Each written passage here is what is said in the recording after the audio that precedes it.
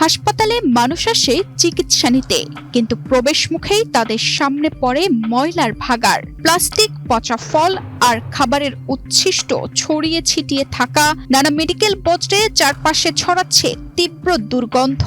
ময়লার স্তূপে ভনভন করছে মশামাছি আর ঘুরে বেড়াচ্ছে কুকুর আর কাক। টাঙ্গাইল মেডিকেল কলেজ হাসপাতালে চিকিৎসা নিতে এসে প্রতিদিনই এমন অস্বস্তিকর পরিস্থিতির মুখে পড়ছেন রোগী ও তাদের স্বজনরা। পরিস্থিতি খুব খারাপ অবস্থা ভয়াবহ দাঁড়াচ্ছে। কখন পিছনে উদিত কোনে ফেলাবো, আর তো ভালো নাই জায়গায় নাই কেমন। এই ময়লাগুলো সাধারণত সবসময় মশা, বিভিন্ন রকমের অসুখ বিসুখের আরো ক্ষতি হচ্ছে। হাসপাতালের মূল গেট ময়লার ভাগাড়ে পরিণত হওয়ায় নাকে কাপড় চেপে ভেতরে ঢুকতে হচ্ছে রোগী আর তাদের স্বজনদের। চিকিৎসার আগে এখানেই শুরু হচ্ছে ভোগান্তি। স্বাস্থ্য সেবা নিতে এসে প্রথম দৃশ্যটাই স্বাস্থ্য ঝুঁকির প্রতীক হয়ে দাঁড়িয়েছে। সংক্রমণের ঝুঁকি বাড়লেও নেই কার্যকর ব্যবস্থা। 5-6 দিন যাবত এখানে আছে, পরিষ্কার অবস্থা খুবই কম। এখানে গন্ধে থাকা যায় না, মশা মাছি সব মনে করেন যে বাইরে। সামনে দোকান আছে, পিছন দিকে মানুষ পেটসাপ করতেছে, ময়লা ফালাইতেছে, উপর দিকে 16 তলায় থেকে ময়লা ফালায়, আবর্জনা মেলা রক্তমুক্ত ফালায়, এনে গন্ধেতে কিছুতেই থাকা যায় না।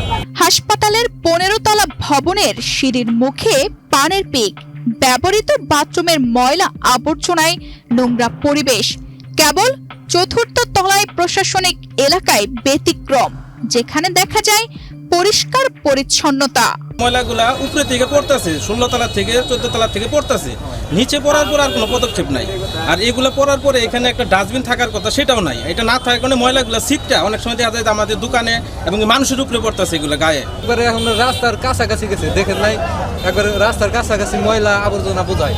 সেবা নিতে আসা সাধারণ মানুষ হাসপাতালের সামনের এমন নোংরা ও অস্বাস্থ্যকর অবস্থা থেকে পরিত্রাণ চান। আমরা চাচ্ছি যে এই ময়লাগুলা নিচে পড়ার পরে এইগুলা যে কোনো একটা জায়গায় স্থানান্তর করে অথবা একটা ডাস্টবিনের ব্যবস্থা করে যাতে এই দুর্গন্ধটাকে না ছড়ায়।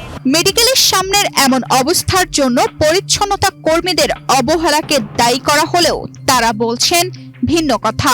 আমরা ওই মনে করেন যে অফিসে থেকে পাঠাইলে আমরা পৌরসভার যাত্রী ওরা, আর সপ্তাহে মনে করেন যে গাড়ি তো 10টা আছে, যে কোনো গাড়ি একটা দেয়, তা করে বামতো দেয়, আমার করে বামতো।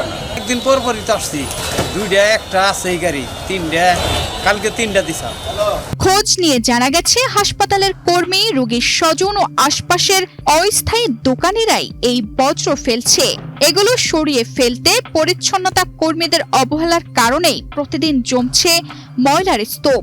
তবে অস্বস্তিকর এমন পরিস্থিতি দূর করতে ব্যবস্থা নেওয়া হচ্ছে বলে জানালেন হাসপাতালের পরিচালক। কিছু ভ্রাম্যমাণ দোকান অবৈধভাবে তারা জিনিসপত্র বিক্রি করে, ডাবের কোষা, ময়লা আবর্জনা, সেটা একবারে কোনো স্থান নিয়ে পেয়ে এই হসপিটালের আনাচা কানাচে ফেলে দেয়, যেটা নাকি সত্যিকার অর্থে সেই ময়লার পরিমাণটাকে আরও 2-3 গুণ বাড়ায় ফেলায়। এবং এদের বিষয়েও আমি জেলা প্রশাসক মহোদয়ের কাছে এই ভ্রাম্যমাণ দোকানগুলি বন্ধ করার জন্য আমি চিঠি লিখেছি। এটা 2টি প্রান্তে থেকে আমাদের ওয়ার্ড থেকে রোগীরা তার যে ময়লাগুলি সেখানে তার পাইপের মাধ্যমে 2 পাশে জমা হয়, এবং এই জমাকৃত ময়লাগুলি পৌরসভা নিয়মিত নেওয়ার কথা, কিন্তু তারা ওই নিয়মিত বিভিন্ন অজুহাতে তারা আসে না, যে কারণে স্তূপীকৃত ময়লা থেকে পানি পড়ে আসলে দুর্গন্ধ ছড়ায়। সেটা আমি নিজেও লক্ষ্য করেছি। আপনারা জানেন যে ভার্টিক্যাল এক্সটেনশনের বিভিন্ন ফাঁক দিয়ে যে দর্শনার্থী যারা আছে, ওরা এই যে খাবারের উচ্ছিষ্ট অংশ যেন তেনভাবে তারা ফেলে দেয়।